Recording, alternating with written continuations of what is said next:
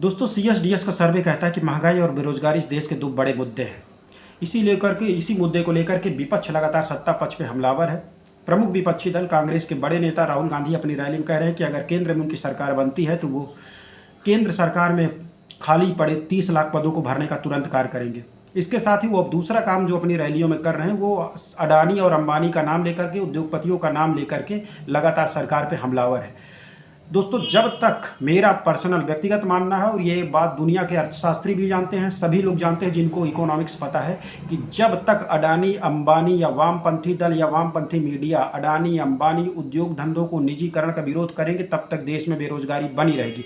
क्योंकि अर्थशास्त्रियों का मानना है कि देश की केवल 3% आबादी को सरकारी क्षेत्र में कंज्यूम किया जा सकता है। 97% आबादी को निजी क्षेत्र में ही रोजगार के लिए अवसर तलाशने होंगे। निजी उद्योगपतियों को सरकारों को आगे बढ़ाना पड़ेगा, क्योंकि सरकार के पास इतनी आर्थिक सहूलियत नहीं होती कि वो सभी उद्योग धंधों के लिए पैसा लगा सके, हर जगह आधुनिकीकरण कर सके, तकनीकी को आयात कर सके और देश में बड़े स्तर पर आर्थिक विकास को बढ़ावा दे सके। सरकार के पास अपनी वित्तीय कहीं ना कहीं एक संयम होना चाहिए कि सरकार एक लिमिट से ज़्यादा सरकार पैसा खर्च करने की उसके पास सहूलियत नहीं होती। इस स्थिति में सरकारें बढ़ावा देती हैं निजीकरण को। उद्योगपतियों के पास जो पैसा होता है वो उनसे कहती कि भाई उद्योग धंधा लगाओ, आपका भी फायदा होगा, देश में रोजगार के अवसर पैदा होंगे और देश में अर्थव्यवस्था का एक साइकिल चलेगा। लेकिन जो वामपंथी मीडिया, समाजवादी विचारधारा को मानने वाले कांग्रेस जैसे दल लगातार उद्योगपतियों को गाली दे रहे हैं पिछले 10 साल के कार्यकाल में, और दूसरी तरफ सरकार से डिमांड कर रहे हैं कि देश में बेरोजगारी बहुत है, रोजगार के अवसर सृजित नहीं हो रहा है। अब इनसे पूछा जाना चाहिए क्या सरकार सभी को सरकारी क्षेत्र में लगा सकती है क्या? बीच में जो औद्योगिक क्षेत्र है, द्वितीयक क्षेत्र है, ये तो पूरी तरीके से देश में इस तरीके से गायब हो जाएगा। कृषि, उसके बाद सीधा सर्विस सेक्टर सरकारी क्षेत्र में, तो सबको कंज्यूम नहीं किया जा सकता। तो ये कांग्रेस और वामपंथी दलों की जो हिपोक्रेसी है, इसकी सबसे बड़ी वजह बेरोजगारी की यही है। अगर वो जो इस तरीके का माहौल बना रहे हैं कि पूरे देश में एक इम्प्रेशन देने का प्रयास कर रहे हैं कि सरकार उद्योगपतियों के लिए काम कर रही है, तो इस तरीके से आप दोहरी बात कर रही है, पाखंड की बात है कि आप कह रहे हो कि सरकार उद्योगपतियों के लिए काम कर रही है, उनके हितों में काम कर रही है। 20 से 25 उद्योगपतियों के 16 लाख करोड़ माफ़ कर रही है।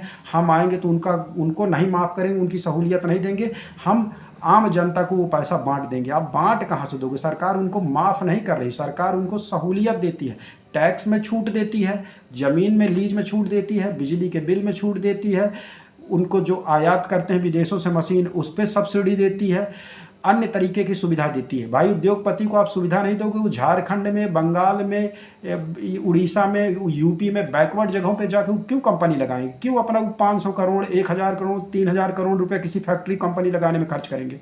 वो कहेंगे कि भाई हमको जब सुविधा मिलेगी, हमको जब फायदा होगा तभी लगाएंगे।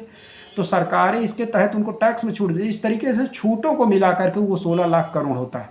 और जब ये उद्योग धंधा लगाएंगे, कंपनी आएगी, फैक्ट्री आएगी, अडानी अंबानी टाटा बिरला रुइया इनकी जब कंपनियां आती हैं, तो जब ये 2000 करोड़ की कंपनी लगाते हैं तो सैकड़ों हजारों की संख्या में डायरेक्ट इनडायरेक्ट रोजगार पैदा होता है। आप सबको सरकारी नौकरी में नहीं लगा सकते। इसलिए जब तक ये समाजवादी विचारधारा को मानने वाले, आर्थिक विचारधारा को मानने वाले वामपंथी दल, ये रवीश कुमार ध्रुव राठी जैसे पत्रकार लगातार बेरोजगारी को मुद्दे को उठा रहे हैं, वहीं अडानी अंबानी का लगातार विरोध कर रही है, ये हिपोक्रेसी है। देश की आम जनता को इसको समझना पड़ेगा कि उद्योग जो है, सबको सरकारी नौकरी नहीं मिल सकती, सबको सरकारी कंपनियों में कंज्यूम नहीं किया जा सकता।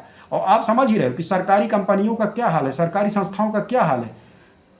अब हमारे देश में ये मानसिकता है कि सरकारी मास्टर क्या वो पढ़ाना नहीं चाहता, सरकारी डॉक्टर हॉस्पिटल में प्रैक्टिस नहीं करना चाहता, सरकारी एम्प्लॉई अपने यहाँ काम नहीं करना चाहता, सिर्फ बैठ करके वो पेंशन की बात और दलाली करेंगे, तो सरकार कब तक उनको ढोएगी?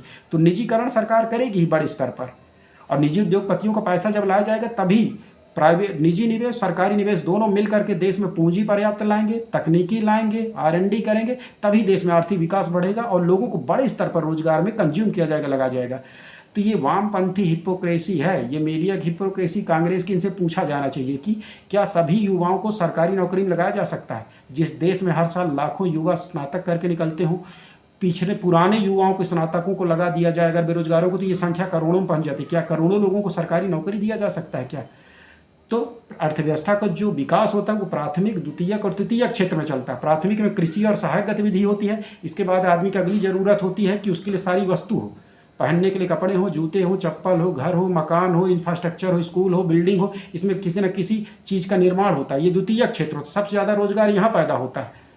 अब उसके बाद फिर सेवा क्षेत्र आता है, डॉक्टर, इंजीनियर, वकील, लोग सर्विस दे के पैसा कमाते हैं। हमारे यहाँ उद्योग धंधों को गायब ही कर दिया गया द्वितीयक क्षेत्र। हम हर चीज़ चीन से इंपोर्ट कर रहे हैं, हमारा सारा सामान विदेश से आ रहा है। सबसे ज़्यादा रोजगार द्वितीयक क्षेत्र में होता है, जहाँ किसी वस्तु का निर्माण होता है। एक ब्रेड का कारखाना भी लगता है तो 8-10 लोगों को उसमें रोजगार मिलता है, तो बड़े स्तर पर। तो हमारे यहाँ जो है अब उद्योग धंधों को जो विपक्षी दल हैं, जो समाजवादी विचारधारा को मानने वाले, लगातार उसको बुराई कर रहे हैं और उस पर से उनको रोजगार भी चाहिए। तो ये दोहरी हिपोक्रेसी अर्थव्यवस्था में नहीं चलने वाली है। कमेंट के माध्यम से आप भी अपनी राय रख सकते हैं। चैनल अगर आपको वीडियो पसंद आए तो आप लाइक करें, शेयर करें, सब्सक्राइब करें। Thank you very much.